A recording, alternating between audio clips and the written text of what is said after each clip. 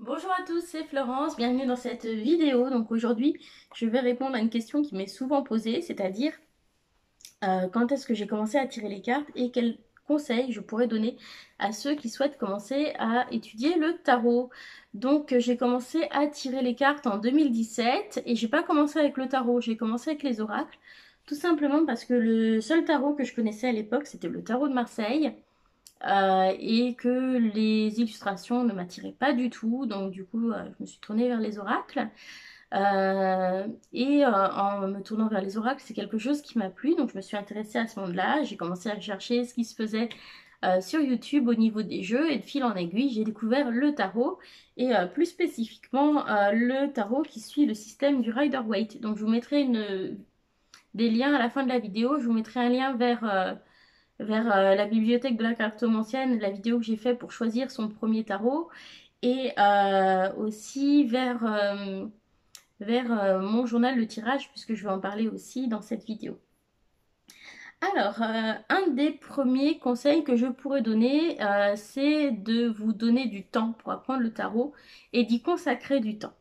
Parce que apprendre toutes les cartes du tarot, c'est pas quelque chose qui se fera en 5 minutes, il y en a 78.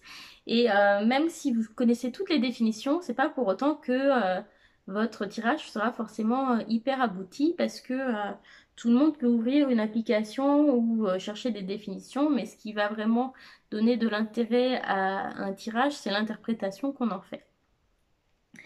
Alors, donc, mon premier conseil, c'est bien choisir un jeu qui vous convienne sans a priori sur ce qu'est le tarot.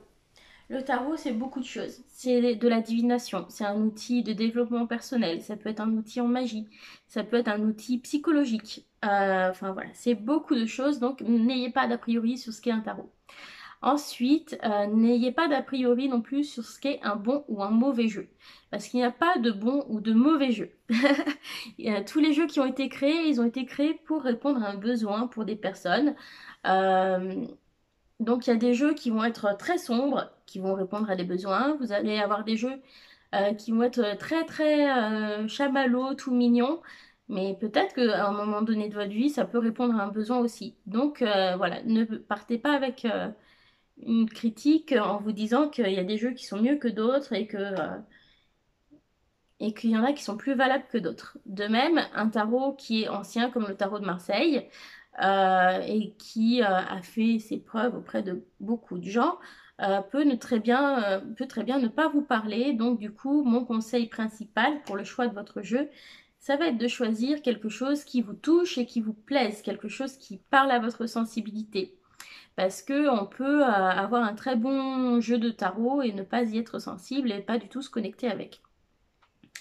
Donc, du coup, je vous conseille de vous renseigner, de regarder des présentations de jeux pour voir quelles thématiques peuvent vous plaire, quels graphismes peuvent vous plaire, etc.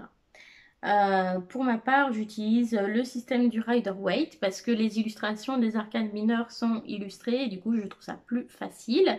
Et aussi parce que la plupart des jeux qui sortent, les jeux nouveaux qui sortent, suivent souvent ce système. Alors, donc, des jeux, on peut en avoir sur tout un tas de thèmes, tout un tas de graphismes. Donc, j'ai quelques jeux sous la main pour vous montrer. Par exemple, ici, j'ai un tarot qui s'appelle le tarot des chats mystiques. Donc, on va voir des illustrations avec des petits chats qui font des choses. Et on peut très bien se dire, c'est n'importe quoi, c'est des chats, c'est tout mignon. On ne peut pas faire des tirages sérieux avec. Faux. Puisque le tarot repose sur une structure et on peut tout à fait faire des tirages très sérieux avec des jeux mignons. Peut-être que si vous êtes débutant, ce sera plus simple de choisir un tarot qui a un thème assez familier, comme par exemple les chats, si vous avez des chats. Parce que vous pourrez reconnaître plus facilement des attitudes ou des situations en fonction des cartes. Que si vous prenez un tarot sur, par exemple, la Wicca, alors que vous n'êtes pas du tout Wiccan ou païen, ça risque d'être compliqué. Si vous prenez un truc sur les dieux et les déesses de je sais pas quel panthéon et que vous en avez jamais entendu parler, vous allez vous rajouter une couche de difficulté supplémentaire. Donc prenez quelque chose sur un thème qui vous est familier, il y a plein de choses. Donc je vous ai montré les chats, il y a des choses par exemple sur les sirènes, il y a des choses sur les sorcières, il y a des choses sur les fées, des choses plus traditionnelles, enfin voilà, il y a plein de thématiques qui existent.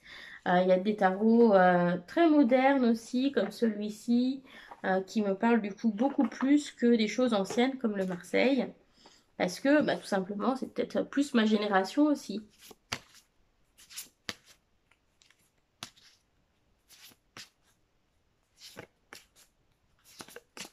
Voilà. Donc ça, c'est mon premier conseil. Choisissez un jeu qui vous parle, qui touche votre sensibilité parce que vous allez passer du temps à travailler avec. Et plus c'est quelque chose qui sera proche de vous et de vos centres d'intérêt, plus c'est quelque chose avec lequel vous pourrez vous connecter. Alors, c'est bien d'utiliser des ressources au départ pour avoir les informations parce que évidemment, la signification des 78 cartes de tarot, elle ne va pas vous tomber comme ça du ciel de nulle part. Donc, moi, pour ma part, au départ, j'ai utilisé uniquement les livres d'accompagnement qui sont fournis avec les jeux. Et il faut savoir que j'ai acheté pas mal de jeux qui étaient édités chez des éditeurs américains, donc des livres en anglais. Après, il existe aussi des jeux en français avec des livres en français, donc voilà. Dans les livres faits par des personnes en anglais, j'aime beaucoup l'approche de Barbara Moore, qui fait les choses de manière assez simple et qui propose des exemples de lecture de tirage que je trouve vraiment superbe. C'est une démonstration magistrale et voilà, je trouve ça très bien fait. En France, je sais qu'il y a Emmanuel Iger qui a fait un livre sur le tarot du Rider-Waite. Personnellement, je n'ai pas lu son livre, donc je ne sais pas. Il y a La Voix du tarot de Jodorowsky, qui est aussi un livre très connu. Je n'ai pas lu non plus. Voilà. Moi, je me suis aussi beaucoup basée sur YouTube, en regardant des vidéos, en regardant les autres faire des tirages, en m'intéressant à une multitude de youtubeurs et de chaînes pour voir comment chacun va interpréter de manière différente des cartes pourtant similaires en apparence. Donc voilà, et puis voilà, donc au niveau des chaînes que j'aime bien suivre, dans les chaînes françaises, j'aime beaucoup la chaîne d'Angèle Tayna, Claire de la Lune, Célia Melville. Je regardais aussi un petit peu Solveig Guir. Qui d'autre encore? Enfin, la carte aux étoiles. Enfin voilà, il y a plein de chaînes en français. Et puis dans les chaînes anglaises ou américaines, j'aime énormément The Truth in the Story avec Kelly Fitzgerald. Je trouve que c'est une personne qui est franchement euh, très bien renseignée sur le tarot et tout un tas d'autres outils aussi. C'est quelqu'un qui lit les cartes de tarot, les cartes d'oracle, les ogames, les runes, les charmes, quoi d'autre encore, qui fait de la géomancie, qui fait de la bibliomancie, enfin qui fait tout un tas de choses. Elle a créé elle-même aussi des oracles et des systèmes de divination. Donc voilà, je trouve que c'est une personne très intéressante à suivre. Et j'aime en particulier regarder ses unboxings et ses vidéos de premières impressions parce qu'elle porte attention à tout un tas de détails que moi j'aurais pas forcément vu au premier regard dans les cartes. Et je trouve qu'elle a souvent des réflexions très intéressantes. Donc je ne peux que vous recommander sa chaîne. J'aime bien aussi la chaîne de Simon, The Hermit's Cave, qui est un très gros collectionneur de jeux. Donc on peut découvrir plein de jeux, ça aussi je trouve ça très bien. Et puis des chaînes comme Imogen Waters, Supportive Tarot ou Katie Flowers aussi, voilà, pour les chaînes anglo-saxonnes. Donc voilà, les ressources. Ensuite, une chose qui va être utile, eh bien, c'est de mémoriser les bases du système et de s'appuyer sur le système qui est le tarot, parce que c'est pas juste un oracle, c'est un oracle qui suit un système et une structure particulière. Donc, il faut mémoriser un petit peu les arcanes majeures, essayer de retenir les grandes lignes de ce que c'est, les séries, quel domaine de la vie elles représentent. Et ensuite, que ce soit au sein des arcanes majeures ou des mineurs, on a une progression dans les cartes. Donc ça, il faut en tenir compte. Et ça, c'est quelque chose dont j'ai pris conscience en lisant le livre Le référentiel de naissance de Georges Coleuil. Donc j'ai pas fini le livre, hein, j'en avais lu à peu près un tiers, mais il a un chapitre sur le voyage du fou, donc qui explique la progression, les différentes étapes, les différentes leçons quand on passe d'une arcane majeure à l'autre. Et c'est la même chose aussi dans les mineurs, hein. Si par exemple vous avez un 5 de pentacle qui représente la difficulté matérielle ou financière, par exemple, hein, et donc bah, vous tirez cette carte, donc vous allez sans doute rencontrer des difficultés, une perte d'emploi, la maladie, une difficulté financière, enfin, voilà, des situations, des challenges dans votre vie matérielle qui vont vous demander de vous adapter, de faire preuve d'humilité et peut-être même de demander de l'aide. La carte qui suit dans la série, c'est donc le 6 de Pentacle, c'est la carte de la générosité. Alors pourquoi on passe de ça à la générosité? Bah, peut-être parce que justement, à travers le tarot, hein, avec le 5, on a appris ce que c'était de se retrouver dans la galère. On a appris qu'on avait besoin de demander de l'aide parfois et que c'était quelque chose d'utile et de réconfortant. Et donc, peut-être parce qu'on a traversé tout ça, et bien avec le 6, à son tour, on veut rendre l'appareil et se montrer généreux. Donc voilà, il y a une progressivité qui se fait. Et d'ailleurs, lorsque vous avez une carte qui est en opposition ou en blocage, c'est souvent parce que la carte précédente, dans la série ou dans les majeurs, n'est pas totalement achevée. Si par exemple, vous avez un 6 de bâton qui est en blocage, le 6 de bâton, c'est le succès, la réussite, ça peut être parce que vous n'avez pas tout à fait fini la leçon du 5 de bâton. Le 5 de bâton, c'est la carte de la compétition, du défi personnel, etc. Et peut-être que vous n'avez pas encore gagné l'estime de tout le monde. Ou peut-être que vous n'avez pas suffisamment prouvé encore votre valeur. Voilà. Peut-être que vous ne vous êtes pas encore complètement donné à fond. Donc voilà, c'est un exemple. Et puis on a la même chose avec les cartes de cours. On commence avec le page, qui généralement est un personnage jeune, immature, pour terminer avec le roi, qui est le personnage pleinement évolué, pleinement mature de la série. Donc là aussi, il y a une progression. Donc du coup, lorsque vous ferez un tirage, c'est intéressant de voir si ça va dans le sens d'une progression, d'une régression ou d'une stagnation. Donc pratiquer le tarot et les tirages aussi souvent que possible, ça aussi c'est essentiel pour apprendre. Au départ, moi je faisais des tirages tous les jours, voire même plusieurs fois par jour. Aujourd'hui, je fais toujours des tirages quasiment quotidiens. Ça m'arrive de sauter quelques jours, mais c'est presque quotidien. Et aussi de faire des tirages pour soi, mais aussi pour les autres. Parce que, par exemple, moi je trouve que c'est parfois plus facile de tirer les cartes pour les autres parce qu'on peut se détacher davantage émotionnellement, être plus objectif. Et du coup, c'est intéressant de travailler les deux manières. Alors, quand on va commencer et faire des tirages, je ne vous recommande pas de vous lancer tout de suite dans des gros tirages parce que vous risqueriez de vous noyer un peu sous la masse d'informations et ne plus savoir quoi en faire. Donc quand on débute, il vaut mieux faire des petits tirages à une carte, deux cartes ou trois cartes. Déjà, on aura des informations qu'on n'aurait pas eu si on ne faisait pas de tirage. Donc voilà, il faut déjà s'en contenter. Et moi, si vous regardez mes tirages chaque semaine des énergies, je ne mets pas 40 000 cartes de tarot, hein, j'en prends entre 1 et 3. Voilà. Donc, petit tirage, on peut en trouver dans les livrets d'accompagnement souvent, sur Instagram, sur Facebook, sur Pinterest. Il y a des challenges aussi des fois qui sont expliqués, qui sont proposés. Faire des challenges autour du tarot, ça peut être aussi un moyen d'apprendre. Et puis tout à l'heure, je vous ai montré les livres de tirage et également cette ressource-là qui est en français, donc 78 tirages, méthode pour tirer les cartes de Emmanuel Iger, ou celui-ci qui est en anglais de Barbara Moore.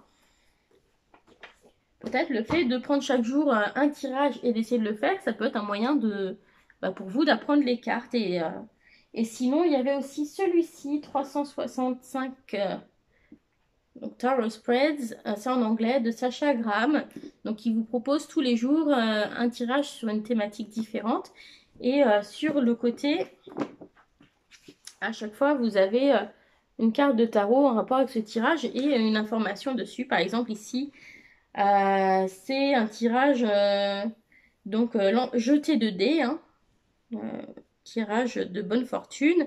On vous dit la roue de fortune est une carte qui reflète les hauts et les bas de la vie. Et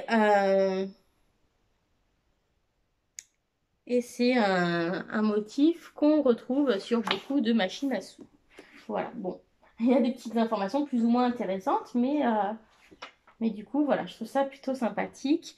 Travailler avec des tirages, c'est vraiment quelque chose qui va vous aider parce que tirer les cartes dans le vide sans savoir quoi associer derrière, sans question sous-jacente, c'est beaucoup plus compliqué que si on associe quelque chose à chaque carte.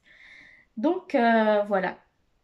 Ensuite, gardez une trace de ce que vous avez fait, de vos tirages, c'est très important pour progresser. Donc, faire un journal de tirage, le mien est ici. Donc, dedans, j'ai fait des trackers, par exemple, des cartes que je tire au cours du mois. Je trouve ça intéressant de savoir quelles cartes sont sorties de manière récurrente pour moi, quelles séries aussi ont été récurrentes. Par exemple, ici, on voit qu'il ne s'est pas passé grand-chose au niveau des coupes. Et puis, gardez des traces de vos tirages, de ce que vous avez pensé mettre comme interprétation. Et puis, valider, voir si vous étiez proche ou pas de ce qui s'est passé pour vous. Donc, on peut faire ça en imprimant, on peut faire ça en dessinant, on peut faire ça simplement en écrivant, on peut faire dans un cahier, on peut faire sur une application, il y a plein de supports possibles. Mais c'est important de garder une trace parce que dedans, vous allez pouvoir compiler vos tirages, les idées que vous avez vues pour associer une carte à quelque chose dans votre vie. Vous allez pouvoir y compiler vos expériences, vous allez pouvoir y compiler des tirages que vous avez trouvés intéressants, des choses que vous avez apprises sur des cartes et finalement tout ce que vous aurez appris sera dans votre livre. Et quand vous aurez besoin de retrouver quelque chose, vous n'aurez plus qu'à feuilleter en arrière. Donc moi, je trouve que c'est intéressant. Ça permet aussi de tenir vraiment compte de ces expériences au cours des tirages pour évoluer. Par exemple, maintenant, je sais que quand j'ai des cartes sauteuses, eh bien, si j'ai regardé la carte, même si sur le moment ça ne me parle pas, il faut que j'y fasse attention parce que ça pourrait me parler plusieurs jours après. Je sais que tenir compte des cartes renversées, c'est pas forcément pertinent pour moi parce que j'associe des positions dans les tirages. Voilà. Ensuite, varier les jeux qu'on utilise, ça peut être un moyen aussi de progresser parce que il y a une multitude de personnes qui ont chacun créé des tarots en fonction de leur sensibilité, de leur vision des cartes et du tarot, et du coup, ça permet aussi de voir différents éclairages d'une même carte et du coup de voir que les cartes ont plusieurs significations et peut-être que dans un jeu, une carte, elle va pas trop nous parler, dans un autre, elle va nous parler. Donc du coup, comme on aura eu cet autre jeu où il nous parlait, on se rappellera plus facilement de ce que représente la carte pour nous. Alors, donc maintenant, on va repasser en revue quelques erreurs qui sont très fréquentes lorsqu'on débute. Alors, prendre le tarot trop au sérieux. Donc, il ne faut pas se mettre la pression. Il faut accueillir les choses avec bienveillance, comme ça vient. Et il ne faut pas non plus vous forcer à utiliser un jeu parce qu'il est connu, comme je vous expliquais, alors que ce ne sera pas forcément le plus pertinent pour vous. Et il faut vous laisser porter. Il faut bien comprendre qu'un tirage, c'est un peu comme raconter une histoire. Donc, vous pouvez vous entraîner à prendre plusieurs cartes et raconter des histoires, vous entraîner à parler avec les cartes, un petit peu comme si vous jouiez au jeu Dixit. Donc, je vais prendre un petit paquet de cartes ici au hasard. Donc, on a un consultant qui est une personne peut-être un petit peu froide et peut-être un petit peu, qui peut peut-être être un petit peu tranchant, qui est amené à prendre une décision ou à rendre une décision en étant le plus juste possible. Et donc, il va falloir choisir une direction.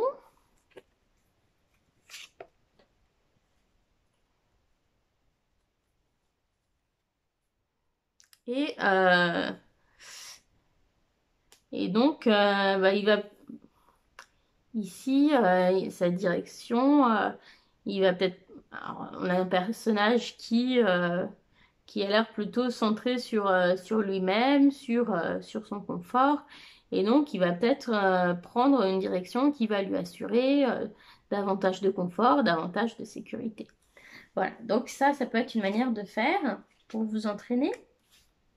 Ensuite, une erreur commune, c'est de trop dépendre du livret d'instructions pour faire vos tirages et du coup de vous bloquer. Et en plus, si vous êtes toujours le nez dans le livret, vous n'allez pas forcément développer votre intuition. Donc le conseil, c'est dans un premier temps, regarder les cartes, réfléchir à quels mots-clés peuvent vous venir, quelles idées vous viennent. Vous notez tout ça et ensuite, vous allez voir dans le livret, vous allez voir peut-être ce qui est commun avec ce que vous avez pensé, les choses auxquelles vous n'aviez pas pensé, et puis peut-être les choses qui sont différentes. Et si vous avez des choses qui sont différentes, ça peut être intéressant de vous demander pourquoi j'ai pensé que ça voulait dire ça. Alors, ensuite, une erreur commune aussi, c'est de se dire qu'on a besoin de tout mémoriser dans le tarot. Non, on n'a pas besoin de tout mémoriser. Vous aurez des années pour accumuler les informations. Et moi-même, il y a des cartes avec lesquelles je ne suis pas toujours sûre de ce que ça veut dire. Mais c'est pas grave, je fais le tirage, je me base sur ce que je sais. Et puis après, je brode un peu, je laisse la carte me suggérer quelque chose. Et puis voilà, et même si c'est pas dans le livret, si ça dévie, c'est que moi, ça veut me dire quelque chose pour moi. Donc voilà. Donc il faut vous autoriser à dévier du livret, à avoir vos propres ressentis aussi et vous dire que c'est pas grave de pas tout savoir. Ensuite, il ne faut pas commencer à faire un tirage en ayant un a priori sur ce que l'on veut voir sortir. Des fois, on se lève de super bonne humeur le matin et paf, on tire un 10 d'épée. Et le 10 d'épée, on se dit « Oh, c'est une carte pourrie ça !» Non, c'est n'importe quoi, je vais remélanger, ça veut rien dire. Et généralement, non, ça veut dire quelque chose, c'est simplement que vous ne savez pas tout de suite de quoi ça peut parler et vous le saurez peut-être d'ici quelques heures ou quelques jours. Voilà, donc ça ne sert à rien de remélanger les cartes si ça ne vous parle pas. Ou tout simplement, peut-être que vous n'étiez pas assez concentré, ou voilà. Donc, tout simplement, ne pas remélanger, ce n'est pas nécessaire. Ensuite, j'en viens à mon 10 où je me suis dit, oh non, un 10 d'épée, c'est tout pourri. Il n'y a pas de bonnes ou de mauvaises cartes. Comme dirait Otis dans Astérix Mission Cléopâtre, je ne pense pas qu'il y ait de bonnes ou de mauvaises situations. Le tarot, c'est un peu pareil. Toutes les cartes ont plusieurs significations, des bons côtés et des mauvais côtés. Donc, nous allons faire une petite démonstration de tout ça. On commence avec le 10 d'épée. Le 10 d'épée, traditionnellement, on voit un personnage avec 10 épées plantées dans le dos, avec du sang qui dégouline. Et c'est pas toujours comme ça. Là, on a un 10 d'épée avec le personnage qui s'est relevé, qui passe à autre chose. Le 10 d'épée, ça représente la fin de quelque chose. Et la fin n'est pas toujours mauvaise. Ça peut être la fin d'un contrat, d'un travail qui ne vous plaisait plus. Ça peut être la fin d'une relation qui ne marchait pas. Ça peut être la fin d'une maladie aussi. Le diable. Bah ouais, hein, le tarot, c'est quand même né avec un bagage culturel plutôt autour de la chrétienté. Et le diable, il n'y a pas pire. Donc quand on voit le diable, on se dit quelle catastrophe. Mais le diable, c'est aussi peut-être qu'on vous prévient qu'il faut faire attention à votre côté obscur. Peut-être qu'on vous avertit que vous êtes face à une addiction ou à une relation toxique et qu'on vous demande de reprendre le contrôle, reprendre le pouvoir. Peut-être aussi que on vous demande d'avoir du charisme, d'être plus ambitieux. Peut-être aussi que si vous êtes dans un milieu trop conformiste, on vous dit d'être un petit peu le trouble-fête qui va revenir à mettre un petit peu d'intérêt dans les choses. Voilà. La carte de la mort, bah oui, la mort aussi, a priori, c'est pas cool hein, de mourir. Mais heureusement, tout le monde ne meurt pas quand il pioche la carte de la mort au tarot, sinon ce serait personne ne tirait les cartes. Donc la mort, c'est aussi bah, le fait de tourner une page, une transformation, une renaissance. Donc ça peut être une bonne chose aussi. Hein, la fin de... C'est un peu comme le 10 d'épée. Hein. Et que dire du 3 d'épée? Ah oui, la séparation. Mais en même temps, si vous regardez le cœur, il y a aussi des... Il commence à se suturer. Donc ça peut être aussi une guérison émotionnelle. Ça peut être guérir d'un traumatisme ou d'une expérience douloureuse, tirer les leçons de nos expériences. Ça peut être aussi une rupture. Hein. Une rupture n'est pas toujours négative. Hein. Si c'est une personne avec qui on n'est pas bien, bah, ça peut être une bonne chose de rompre. Voilà. Donc toutes les cartes ne sont pas bonnes ou mauvaises. Elles ont plusieurs sens et voilà, il faut essayer de garder ça en tête. Et de même, les cartes dites positives peuvent avoir des aspects négatifs. Vous prenez la carte du soleil par exemple. Si vous avez une personne qui brille trop et qui vous écrase, c'est pas forcément bon non plus. Pardon, j'ai loqué. Voilà. Donc ensuite, je regarde ce dont je n'ai pas parlé. Donc aussi, souvent, quand on débute, on a beaucoup tendance à lire les cartes individuellement, sans tenir compte de l'ensemble du tirage. Alors, bah, c'est pas dramatique parce qu'on aura quand même des informations, mais disons que si on tient compte de l'ensemble, de la manière dont elles interagissent entre elles, on aura quelque chose de plus abouti.